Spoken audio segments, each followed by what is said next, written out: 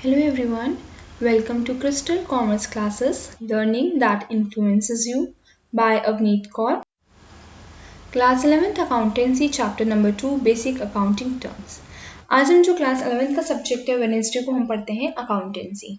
अगर आप मेरी वीडियो पहली बार देख रहे हैं तो आप please subscribe, like and share करना मत भूलिएगा। इस चैनल को सब्सक्राइब करके आपको सबसे बड़ा बेनिफिट मिलेगा, आपको रेगुलर क्लासेस मिलेंगी, आपको बेसिक टू कॉम्प्लेक्स कंसेप्ट पढ़ाए जाएंगे, आपको मोटिवेशन कोट्स लेक्चर्स मिलेंगे, आपको टाइम टू टाइम गाइडेंस मिलती रहेगी कैसे आपको अपने नोट्स प्रिपेयर करने हैं।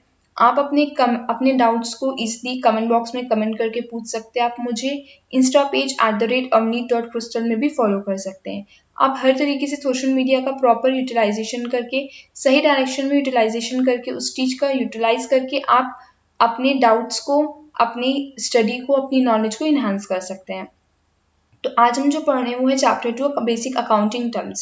ये मेरी थर्ड वीडियो है बेसिक अकाउंटिंग टर्म्स में। पहले 2 वीडियोस अपलोड है जिसमें मैंने 5 6 टर्म्स लिए हर एक वीडियो में। आज भी मैं 5 to 6 टर्म्स ले रही हूँ। मैं कम कंटेंट लेके पढ़ा रही हूँ ताकि आपको चीज़ें क्लियर हो जाए।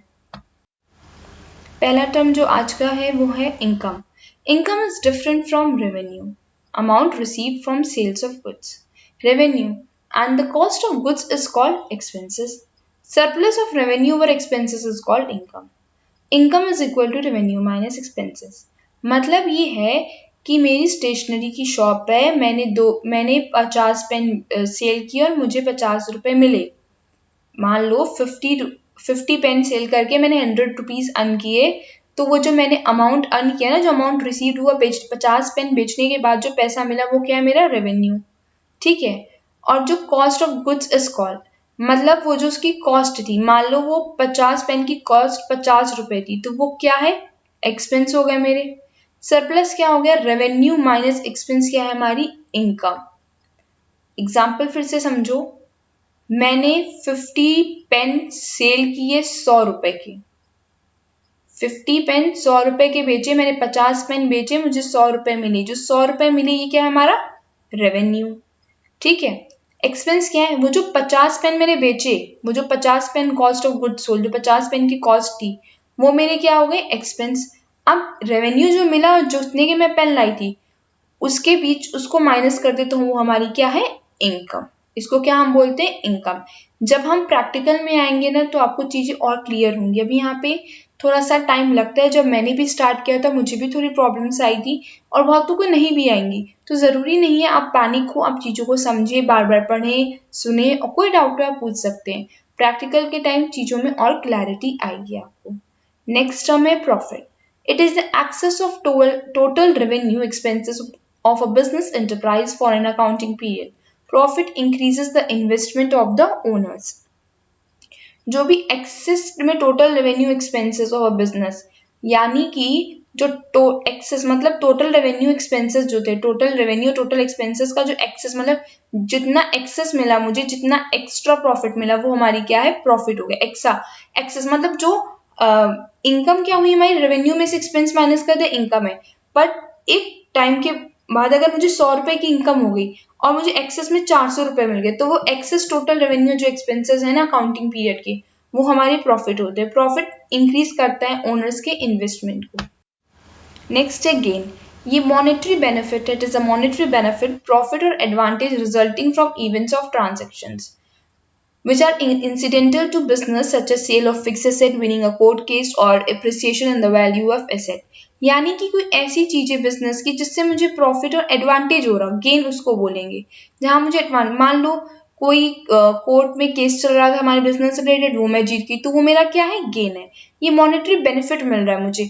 ये मेरा बिजनेस नहीं है कि मैं कोर्ट केसेस, पर कोर्ट केस चल रहा था, उससे मुझे केस मैंने जीत लिया, विन कर लिया, तो अब उससे जो मुझे गेन हो रहा है वो क्या है, मेरा प्रॉफिट है। मैंने कोई फिक्स एसेट बहुत पुरानी हो चुकी थी मशीनरी, मैंने उसको सेल कर दी, उससे जो मुझे प्रॉफिट हुआ, उससे जो मुझे इनकम मतलब उसको बेचने से जो मुझे मिला, वो क्या है, मेरी बिजनेस के लिए गेन है, क्योंकि मेरी वैल्यू ऑफ एसेट्स का एप्रिसिएशन हो गया।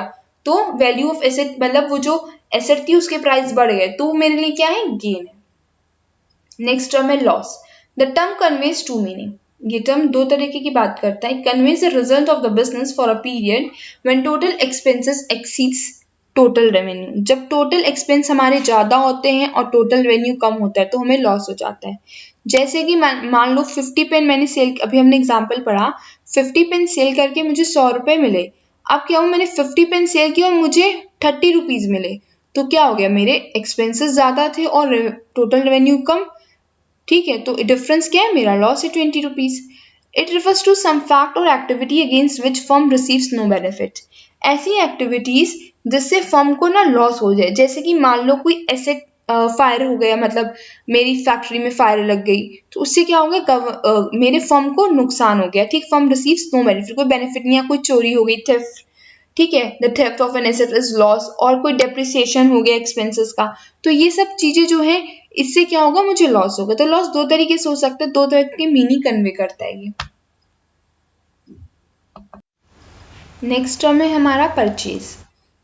The term purchase is used only for the purchase of goods in which business deal. जो टर्म परचेज हम तब यूज करते हैं जो हमने गुड्स परचेज किए अपने बिजनेस डील्स के लिए. मेरी स्टेशनरी की शॉप है, उसके लिए मैंने गुड्स, मेरे लिए क्या है, जो पेन, पेंसिल, इरेजर, मैं क्राफ्ट आइटम्स लेके आई हूँ, चार्ट पेपर्स, बुक्स, ये सब जितना भी स्टेशनरी आइटम है मेरी शॉप में रखा है, ये मेरे लिए क्या है, गुड्स है जिनमें मैं डील करूंगी.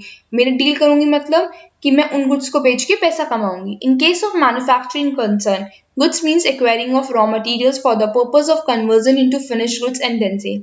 मेरी बिस्किट की फैक्ट्री है, मैंने उसके लिए जो रॉ मटेरियल्स मंगाए. मेरी कॉटन क्लोथ्स की फैक्ट्री है, मैंने कॉटन जो परचेज किया, ये जो कॉटन रॉ मटेरियल है उसको मैं क्लोथ्स में कन्वर्ट करूंगी अपनी मैन्युफैक्चरिंग इंडस्ट्री में, फिनिश्ड गुड्स में बनाऊंगी, तभी तो लोग उसको खरीदेंगे. ऐसे तो कॉटन नहीं लेगा कोई.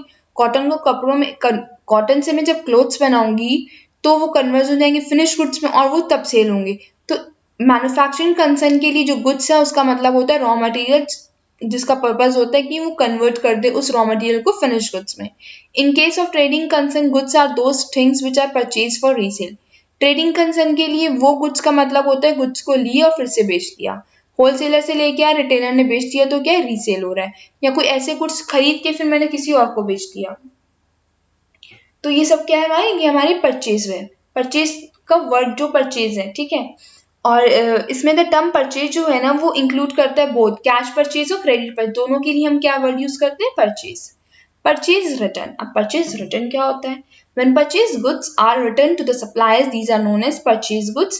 Such returns are also termed as return inwards.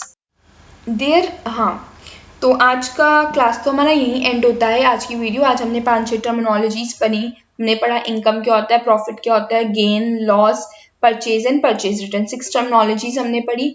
Next class में हम फर्दर टर्मिनोलॉजीज पढ़ेंगे न्यू. बेसिक अकाउंटिंग टर्म्स बहुत इंपॉर्टेंट है आपके लिए, क्योंकि ये वर्ड्स अब जब प्रैक्टिकल करने वाले हैं हम इस चैप्टर के बाद, अकाउंटिंग इक्वेशंस जब पढ़ेंगे और अदर फर्दर जर्नल एंट्री सब कुछ, तो ये टर्मिनोलॉजीज यूज होंगी. तो आपको मीनिंग पता होना चाहिए किसका क्या मतलब है. और जब वहाँ पे हम करेंगे ना तो मैं फिर से रिवाइज कराती जाऊंगी ताकि आपको क्लैरिटी होती जाए कि हाँ मैंने ये चीज पढ़ाई थी तो उसका प्रैक्टिकल यूज कैसा है. तो पेशेंटली पढ़िए. कोई दिक्कत हो रही है तो आप मुझसे कमेंट बॉक्स में कमेंट करके पूछिए. Just a friendly reminder, there is no substitute for hard work. Think about it. Thank you and have a nice day.